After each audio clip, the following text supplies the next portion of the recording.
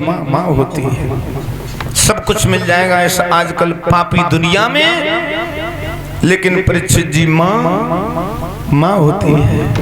आहा, उद्धव जी का परीक्षित जी माँ को जब देखा तो उद्धव जी रोने लगे।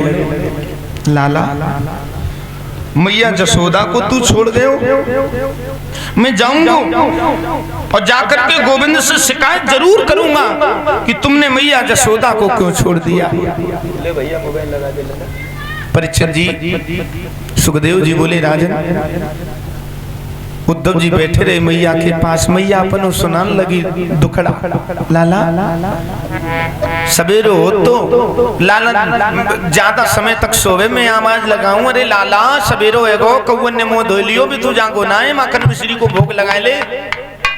उधव 8 बार भोग लगाती थी दिन में, 8 बार रोज माखन मिश्री को भोग 8 बार मैया जसोदा लाला को लगावे। गोवर्धन 7 दिन तक धारण कियो गोविंद ने, तो माखन को भोग नहीं लगा पाए मैया ने। और गोवर्धन के बाद जब आए तो 8 सते 56 भोग बनाए, लाला को भोग लगाए, पूरी पूर्ति करी। ऐसी माँ है। विश्राम कियो, सबेर हो गयो। आज्ञा लेके बाबा नंद की उद्धव जी भ्रमण करवे को चले ब्रज में। तो परीक्षित जी ब्रज की गलियों में देखा एक कुआं के पास में कछु गोपियां परीक्षित जी बैठी चर्चाएं कर रही। एक गोपी बोली, बहना तारी कुछ समय तो मेरो कटे ही ना है,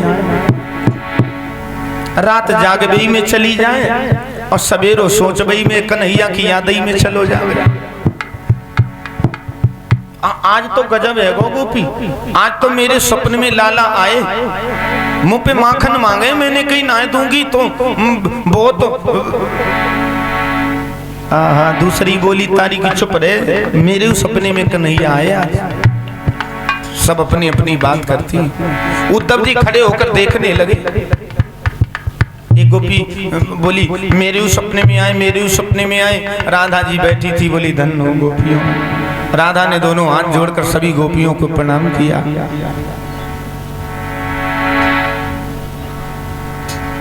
और कहा, बहनाओं, सपने पसंतिया कांतम धन्याधिका सखी ओसिता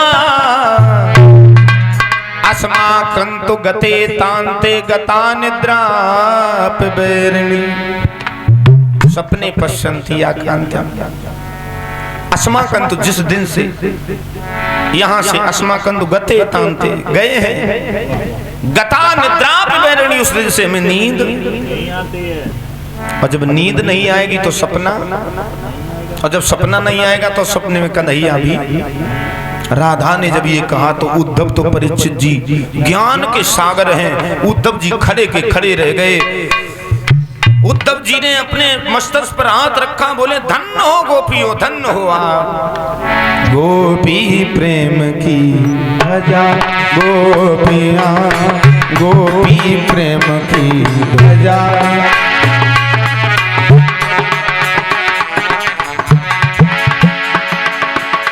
गोपी प्रेम की भजा गोपियां,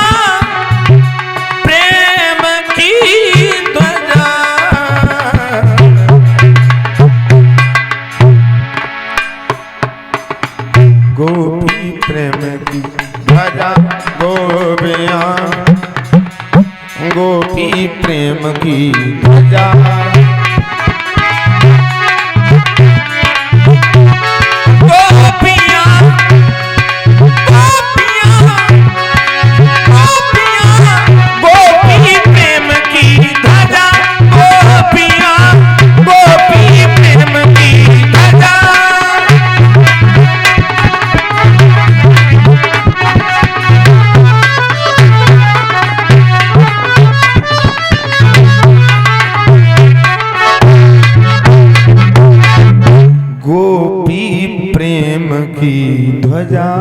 गोपियां क्या है? प्रेम की ध्वजा है। प्रेम यदि देखना है तो गोपियों से सीखो। और ये शारीरिक प्रेम नहीं था। आजकल के जो मूर्ख कह देते मैं तो राधा की तरह तुम्हें प्रेम करता। आजकल के अज्ञानी काहे के सिर्फ शरीर की सुंदरता को देख करके जो मोहित हो जाए। ये जमाना ऐसा हो गया, भ्रष्ट हो गए लोग। 144 वर्ष के बाद में महाकुंभ पड़ा है हमारे।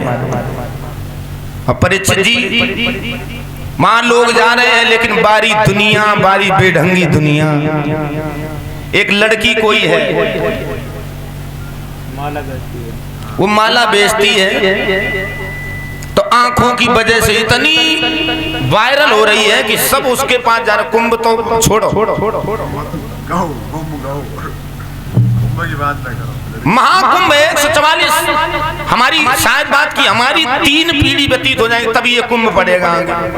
लेकिन इतना पावन पर्व अमृतकाल चल रहा है, वहां पर लोग जाते हैं, कोई रील उसके साथ बनाने जा रहा, कोई सोचता फोटो खींच जाए, कुंभ का कोई ध्यान नहीं। बारे दुनिया, यही तो दुनिया है भाई, बेढंगी। मोह माया से बचो, और खुद पड़े हैं पैसा के चक्कर में। परीक्षित जी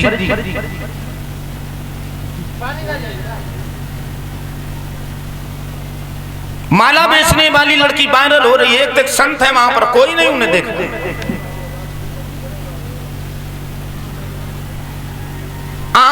आंखें उसकी थोड़ी सुंदर है, और काहे की सुंदर, कहां सुंदरता है? सवेरे सो के उठे तब देखो जाकर के आंखों सुंदरता निकलेगी चीपड़ उस पर। बताओ माताओं बहनों भाई बंधु, कुछ सुंदर है शरीर में? इस शरीर में कुछ चीज सुंदर है? कोई नहीं सुंदर। बोले उसके कान सुंदर, कान साफ करो तो सुंदरता आती है। मुंह सुंदर ही है, बुढ़ापे में खकार के थूक देते हैं, सुंदरता बाहर।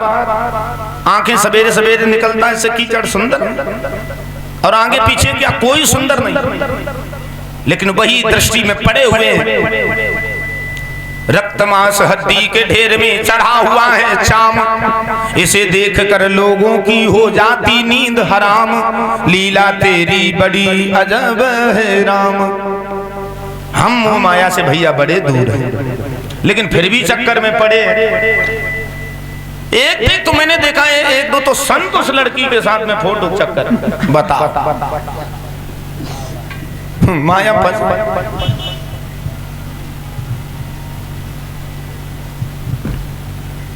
पता नहीं महाराज ये ऐसा जमाना आ गया, क्या वायरल हो जाए। हाँ, लेकिन धन्य है गोपियां। प्रेम यदि सीखना है तो गोपियों से सीखो, गोपी प्रेम की ध्वजा। उद्धव जी ने देखा, पास में गए, जय गोवर्धन नाथ की बहनाओं सबको किया, बोले जय भैया कहां से आए हो? रो रही थी गोपियां। उद्धव को देखा, आंसू पोंछ लिए।